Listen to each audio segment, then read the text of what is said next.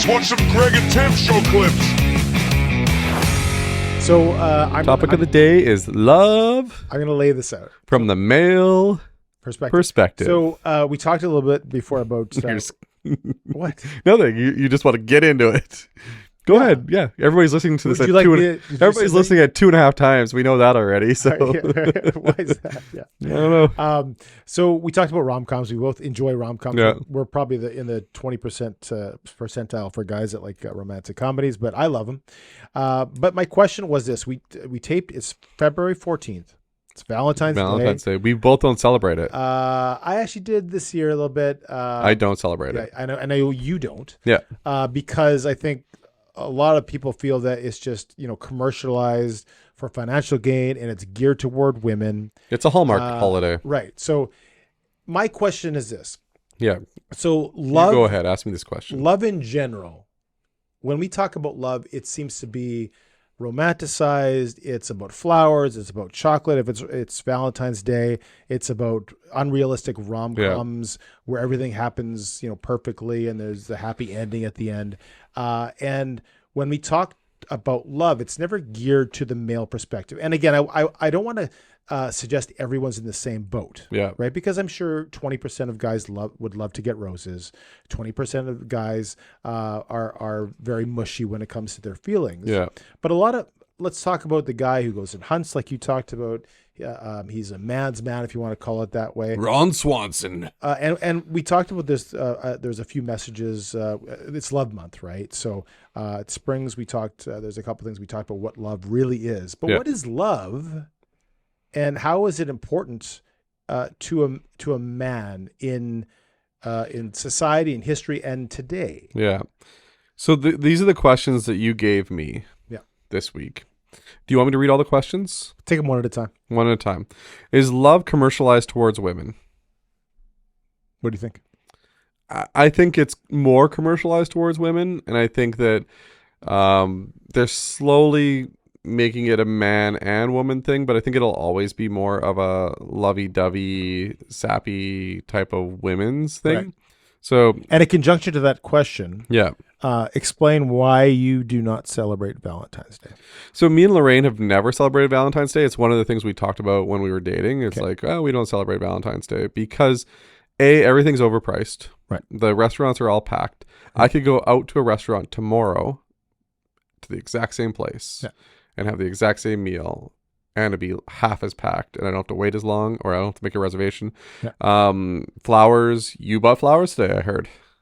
You know what? I never buy flowers. Yeah. And today I was like, I want to buy flowers. So how much were those flowers? Can you say, or do you not want to say? Well, we don't have to tell people that. Okay, we won't tell people. They were very nice. Yeah, but they were Costco flowers. Yeah. So they were on steroids. Yeah. And they were bought in bulk. They weren't that You expensive. bought 3 months worth of flowers at Costco. Yeah, but it might have been 4 years since I got my wife flowers. But that's fine. But at the same time, I could get flowers in a week at Safeway for $12. No, not anymore. I don't get the expensive ones. So no, I get the petunias. So just like anything else, inflation. I don't know if you bought flowers. Yeah, flowers are expensive. It's expensive. But anyway. So the second question you have is, has Hollywood changed the definition of love to be something it's not? Right. So that goes to the rom-com. And it's funny because in Hollywood, it's the old adage that talk about any actor that's been around for more than 20 years. Scarlett Johansson? Yeah, we can talk about that. Okay. But even older generations, that they've all been married. Yeah. If you have anybody, multiple times. Alicia Keys, who just did part of the halftime show at the Super Bowl. That was awkward. Was it? Well, her husband was watching. Okay. I thought she did a good job, actually. She did a good job, but her husband was watching Usher do his thing. It wasn't that bad. No? It wasn't as bad as the one a few years ago. Anyway. But they've all been married 3-4 times. Yeah. It's all about the feelings. Is love an emotion? That's another question, too. Is love an emotion? I don't think so. No? No, I don't think so. So what's the definition of an emotion? So what's the definition to you? No, answer my question. I don't want you to ask another question. I'm answering the question by going and giving you a scenario, right? Okay. So if love is an emotion, you would wake up and love, your family members half of the time. Because do you wake up and have a deep emotional love for each of your family members every time you wake up in the morning? The definition of emotion is a natural instinctive state of mind deriving from one's circumstance, mood, or relationship with others. Right. So you don't think that that's love? No, because your emotions, and we talked about this last week, not in our podcast, but emotions are fleeting. Emotions can lie to you. You have a bad sleep and you're grumpy. Yeah. But you have a bad piece of pizza. I don't think that means that love's not an emotion. Right. I think love, you choose to love still. Right. And that goes to the point of love is a choice, not an emotion. Okay. Is it an action? I think so, yeah. So to love something is to be an actionable thing? Right. And I think we also touched upon our 5 love languages where some people are more action oriented in right above your head. Yeah. In what they do, right? So some people do show their love, and we talked about this different ways, and one is by doing things, acts of service, right? It was one of the 5, right? And others, gifts and so on and so forth. So we do establish that. But what was your love language? Do you remember? I don't remember what my 2 were. I'm sure you'll remind me, but I've since realized, and I paid attention to it, that acts of service. Acts of service was it. Okay, is what's mine? Gifts. Nope. No, but you give me gifts all the time. That's not my love language. No. Words of affirmation. Words of affirmation. Oh yeah, we talked about this before. Yeah. And I do like gifts. Yeah. But you can probably see a difference in my reaction when I get a gift. Yeah. And you know what? If you get me a gift that's amazing, I'll have a reaction. And I love gifts. But one of my favorite gifts wasn't even really a gift to me, and it wasn't really something that was planned to give to me. But I got to do on-field experience with the Toronto Blue Jays. Yeah. And I got to do that at the Sky Dome. And we'll see a picture right here. Yeah. Yep.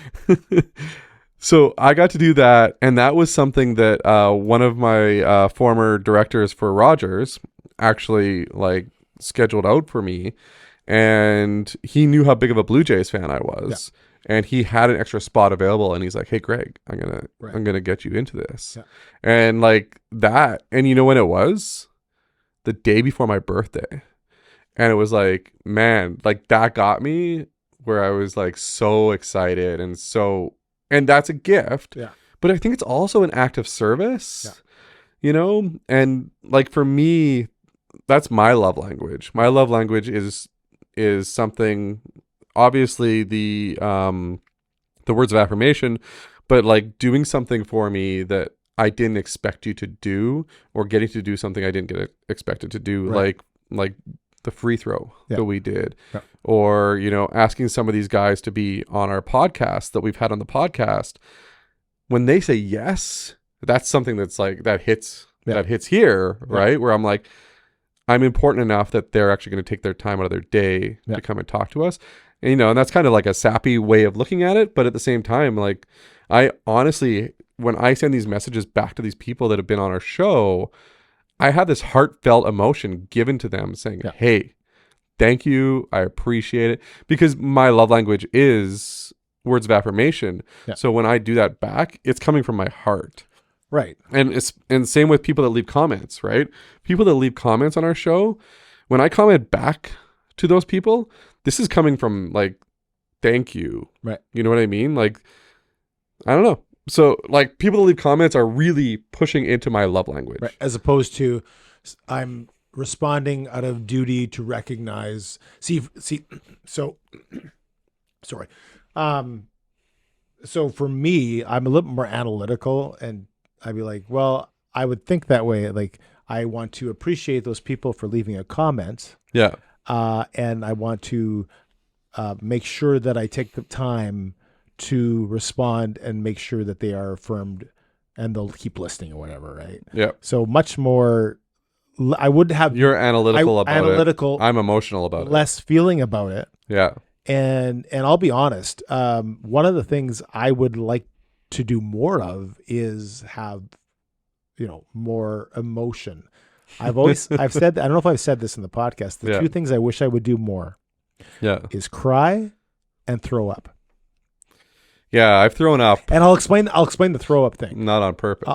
I'll explain the throw up thing because when you're sick, and I don't get sick often, Yeah. but you know how you're like, if I could just throw up and get some of this out of it, whatever, I'd feel better, and I can't. Yeah. I try, I can't. And it's the same as crying. Like And- when and something it's like, I wish- makes you sad. So if I haven't cried, I might have cried 3 times in 6 years. Oh, really? That's it? That's it. Wow.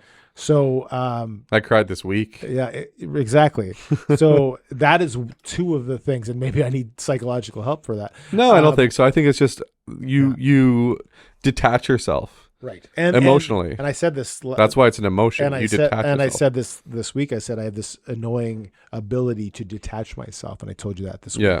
week. For that, and keep doing what I was doing, even though there was an emotional aspect to something that happened. Yeah. Right. So anyway, So and I find it hard. Like, I don't know how you feel, but when I talk about something that affects me, Yeah. a lot of times it will actually affect me. right. Right. So whereas you are like a robot. Well, And you're very much like, hello, my name is Tim, and I now accept your emotions. now we're taking it a little too far. No, I know. I'm just joking. Right. So we're in the other ditch. I will. Yeah, you're in the other ditch, right? But I will feel badly, Yeah. but not to the point of feeling extreme emotion to the situation. Yeah. And that's given some major things that have happened, which have contributed to those 3 times. Yeah. Actually, 2 of those 3 have happened in the last year, and those have been deaths. In the last year and a half. Yeah. Yeah, year. Well, 3 actually 3 times. So I think Yeah. it might be a couple more, but 3 times in the last 4 for you. Yeah, for me, right? 4. So, but and those are extreme, right? Yeah. So, but I think the biggest thing was we had an interview the other day that we talked about it, and like I actually kind of got choked up during the interview, Yeah. which I like to be that guy that tries to hide emotions, right. But like when you see the interview, and it's not going to come out until April, but when you see this interview during this one moment, it got me. Yeah. Right. And we're talking about parents. Yeah. And it got me. So. And I'm the opposite. I almost default to that particular, to hiding my emotions, Yeah. but I don't want to. I used to. I actually don't. I don't hide. I Mhm. don't purposely hide. It just seems to be defaulting in my brain. And I used to. Yeah. I used to hide it like really, really well. Yeah. And I think kids changed it for me, I think. Right. I think it's the kids that changed it for me. Right.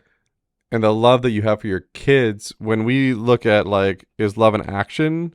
Is love an emotion? How do you define it? I think you define it like how much you feel for your kids. Right. Right. And I look at my kids like, if anything ever happened to my kids, Yeah. that would wreck somebody, and it would wreck myself. Right. And I think that's love. I think that's a real love. I think that's why I got emotional, is because like I look at my parents, Yeah. the way I look at my kids. Right. Right. So anyway, it's kind of a sad topic at the end of the day. No.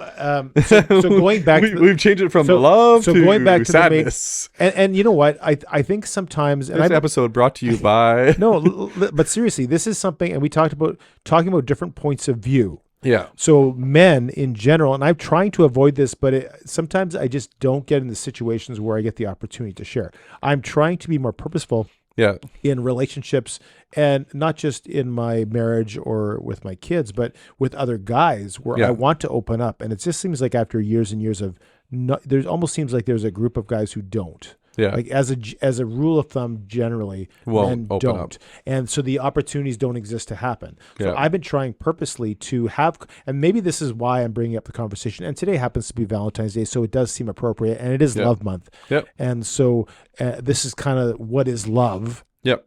You know, the old song, "What is love? Baby, don't hurt me." Pastor David referenced that. I just did this. All I wanted to do is do this in the sanctuary.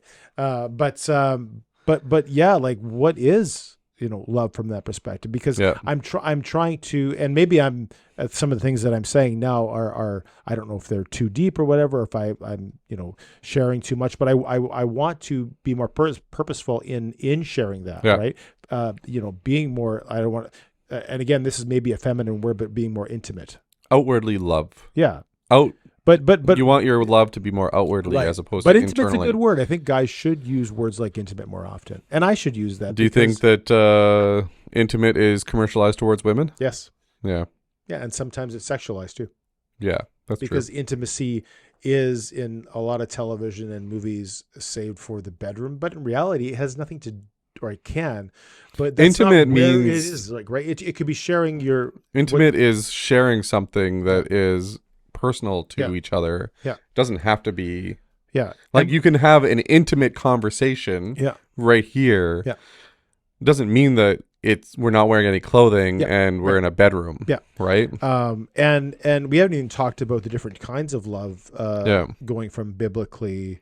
You know, brotherly love, you know, love between a spouse, and there's so many of them too, right? But I mean, and this weekend, have you seen the movie The Shift? No. You should see it. Okay. I think it's a Christian production mostly. Okay. But it's a very good movie. It's kind of the combination. It's kind of a combination between the Book of Job and the Mandela Effect. Oh, I've heard of this movie. This was another one of the Angel production movies. Yeah. So Satan is one of the characters. I got to see it. I got to see it. Yeah. But it was like hate was basically thinking of somebody. It's thinking of yourself first, selfishness. You first, right? Yeah. And I thought during the movies, like, well, love should be the opposite then, right? Thinking of somebody else first over yourself. And for me, I'm an only child, it's hard. You know, you get into the habit your entire life, and we talked about this in an interview coming up as well, that when you're so used to something for so long, you just develop those habits, right? And love is thinking of somebody first, whether it's a child, whether it's a spouse, whether it's a parent, thinking about whether it's a friend, thinking about that person first. And I think that can become from a male perspective and a female perspective, and really all it is putting someone else first, right? And that's the golden rule. Like, think more highly of somebody else than you, not thinking less of yourself, but thinking someone else, you know, more than you, right? And that's the biblical definition, and I think it should be the definition of love, whether you're a man, whether you're a woman. Yeah, I think it's a good discussion. Yeah, I don't think men talk about love enough. Right, I agree. Maybe we're helping some men, because a lot of men listen to our podcast. Yeah, I think 70% of our listenership is male. I think it's 87. Oh wow, even so, more. And that's part of the demographic. It's part of why I kind of wanted to get into it a little bit, right? It's not just sports, not hunting, not fishing, all those things. It's also some of the topics that men should be talking about. And again, I'm at fault for not. Yeah. I'm with everybody else. I'm with the 80% that doesn't talk about it enough. Right? Yeah. Thanks for watching the Greg and Tim Show clips. If you want, click the subscribe button right in the middle here, and then there's an episode in front of me and an episode in front of Tim. Click on them. Keep on watching. Keep on watching and share with your friends. Thanks for watching the clip. Cheerio. Cheerio.